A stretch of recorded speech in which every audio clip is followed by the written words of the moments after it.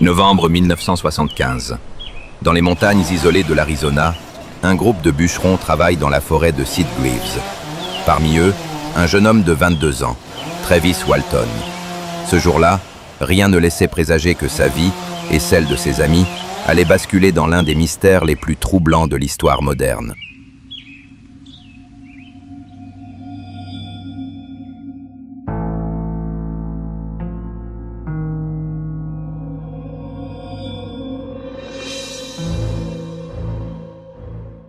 La journée touche à sa fin. Mike Rogers, le chef de l'équipe, annonce qu'il est temps de rentrer. 6 hommes montent dans le pick-up et prennent la route forestière.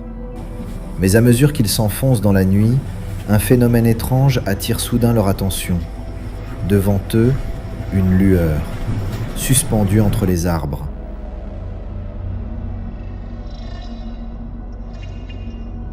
Pensant à un incendie ou à un appareil tombé du ciel, Travis descend du véhicule. Les autres lui crient de revenir, mais il continue d'avancer, hypnotisé.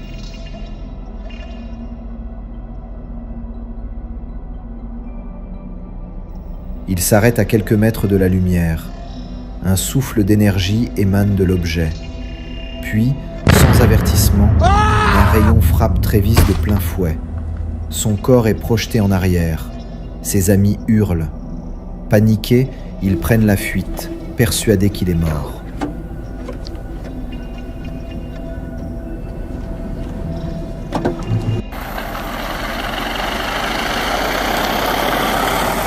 Quelques kilomètres plus loin, la peur retombe, mais la culpabilité les ronge.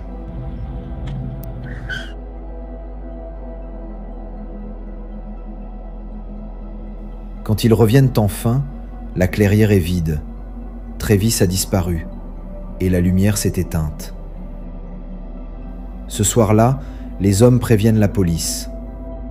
Une vaste opération de recherche est lancée. Pendant 5 jours, des hélicoptères, des chiens et des centaines de volontaires fouillent la forêt. Aucun signe de Travis Walton. Les autorités commencent à douter. Les médias s'emparent de l'affaire. Les habitants de Snowflake accusent les bûcherons d'avoir inventé cette histoire pour dissimuler un meurtre.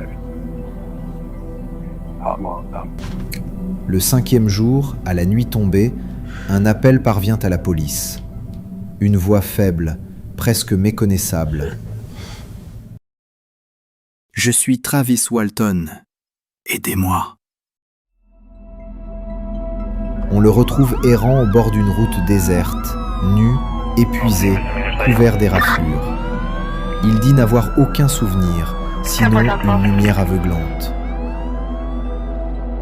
À l'hôpital, Travis semble désorienté, traumatisé. Sa peau présente des signes d'exposition intense à une radiation. Les médecins n'en trouvent pas la cause. Mais quelques jours plus tard, des fragments de souvenirs refont surface. Travis affirme s'être réveillé dans une salle métallique. Au-dessus de lui, 3 silhouettes, de petite taille, tête chauve, yeux immenses. Leur peau gris pâle semble translucide sous la lumière blanche. Paralysés, ils ne pouvaient ni parler, ni bouger. Les êtres l'observaient, échangeant entre eux sans un son. Puis, un dôme s'est ouvert, et il a vu la terre à travers un hublot.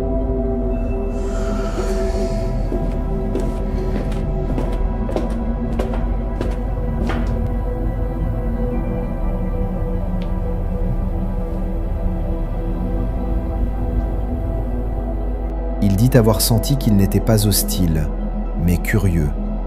Puis tout s'est éteint. Il s'est réveillé sur la route 5 jours plus tard. Après son retour, Travis a passé plusieurs tests au détecteur de mensonges. Tous les membres de l'équipe aussi.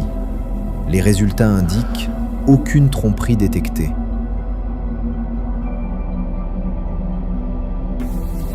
Malgré cela, les sceptiques persistent.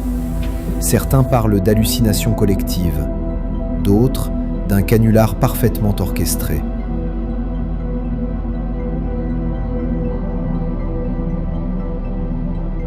Des années plus tard, Travis continue de défendre son histoire. Il a raconté son expérience dans un livre devenu culte, Fire in the Sky. Et jusqu'à aujourd'hui, il n'a jamais varié dans ses déclarations. Qu'a-t-il vraiment vu cette nuit-là? Un vaisseau venu d'ailleurs? Une expérience militaire? Ou le fruit d'un traumatisme si profond qu'il en a altéré la réalité elle-même? L'affaire Travis Walton demeure l'un des cas d'enlèvement extraterrestre les plus célèbres et les plus controversés. 50 ans plus tard, aucune preuve définitive n'a été trouvée. Mais pour Travis, la vérité ne fait aucun doute. Je sais ce que j'ai vécu. Peu importe ce que les gens pensent, je n'ai jamais cessé d'y croire.